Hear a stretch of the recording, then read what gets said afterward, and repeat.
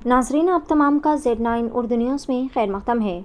नाज़रीन, हाइड्रा की मुनहदिमी कार्रवाई ने सारी रियासत भर बिलखुसूस शहर में बड़े पैमाने पर हंगामा आराई मचा रखी है।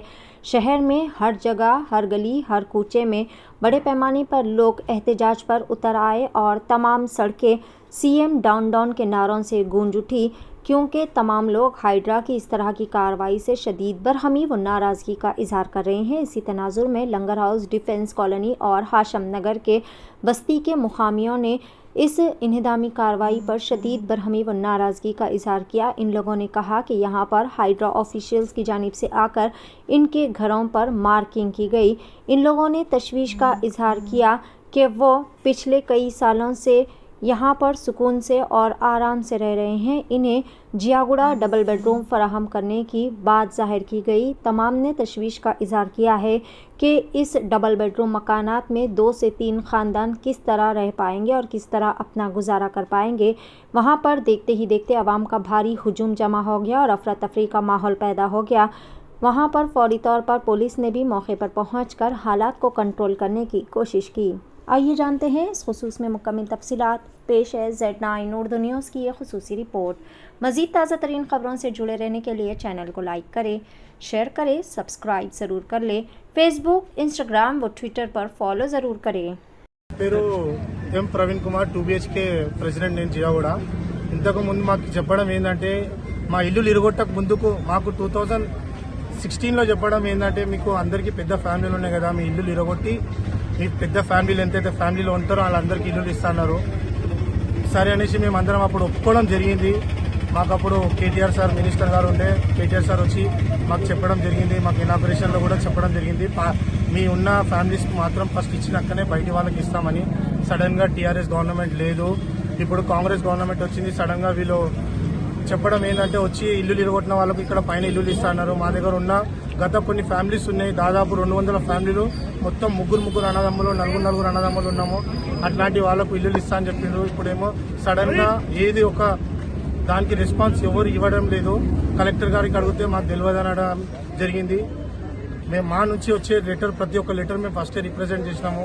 అది ఏదో ఒకటి మా దానికి సహకరిస్తలేరు గవర్నమెంట్. మాకు ఇప్పుడు కావాల్సింది ఏంటంటే మా వాళ్ళకి ఎంక్వైరీ జరిగినాక, మా వాళ్ళకి ఇల్లులు ఇచ్చినాక వేరే వాళ్ళకి ఇస్తే ప్రాబ్లం ఏం లేదు. మా వాళ్ళకి ఏంటంటే ఫస్ట్ మాకు కావాల్సింది మా వాళ్ళకు మాకు ఇచ్చినాక. మా ఫ్యామిలీస్ చాలా ఉన్నాయి ఇక్కడ.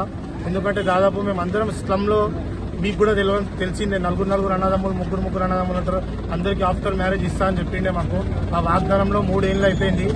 మేము సరే మాకు ఇచ్చినాక వీళ్ళకి ఇస్తారనుకున్నాం. సడన్గా ఇప్పుడు వచ్చి జరగడం ఏంటంటే ఇల్లులు ఇప్పుడు వేరే వాళ్ళకి ఇస్తున్నాం. అది కూడా జిమ్మెరాజ్ బజార్ నుంచి వాళ్ళు వస్తున్నారు.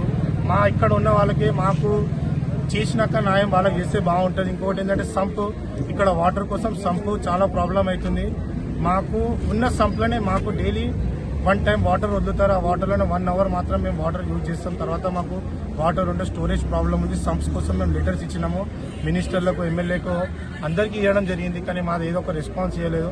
సడన్గా వచ్చి ఇప్పుడు ఇంట్లో మీ ఇల్లులు మీకు వేరే వాళ్ళకి తెచ్చి వీళ్ళకి ఇస్తున్నారు వాళ్ళకు. మా బాధ ఏంటంటే మా అందరిది, మా పెద్ద ఫ్యామిలీస్ ఉన్నాయి, మాకు ఇచ్చినాక మిగిలిన ఇల్లు ఏమన్నాయో వాళ్ళకి ఇస్తే బాగుంటుంది. మా రిక్వెస్ట్ ఏది, మేమందరం గొడవతోనేం లేదు, మేము ఎవరికి రాణిస్తలేమని కాదు.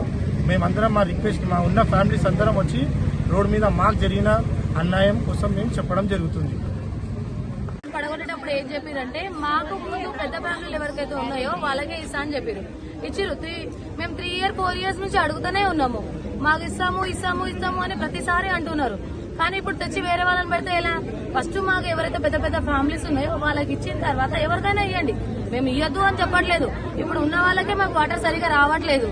ఫస్ట్ వాటర్ ఫెసిలిటీ చేసిన తర్వాత ఉన్న వాళ్ళకి ఇచ్చి వేరే వాళ్ళకి ఇవ్వండి. మేము వద్దు అని అనట్లేదు. అదే మా యొక్క రిక్వెస్ట్. 25 ఏళ్ల సంధి ఉన్నాము ఇక్కడ. మాకు ఇల్లు ఇస్తామంటని మేము కొనదలుచుకోలేదు. ఇల్లు ఇస్తాము అంటని ఒరిజినల్ పేపర్లు తీసుకుపోయిండు మిత్రకృష్ణ. ఇస్తామంటని ఇయ్యలేదు. 5 ఏళ్లు అక్కడ ఉండి ఇప్పుడు మా పిల్ల చనిపోయినప్పుడు మేము ఈడ కిరాయికి ఉన్నాము. అందరికి ఇస్తామన్నారు. మరి ఎవరికి ఇయ్యలేదు ఇండ్లు.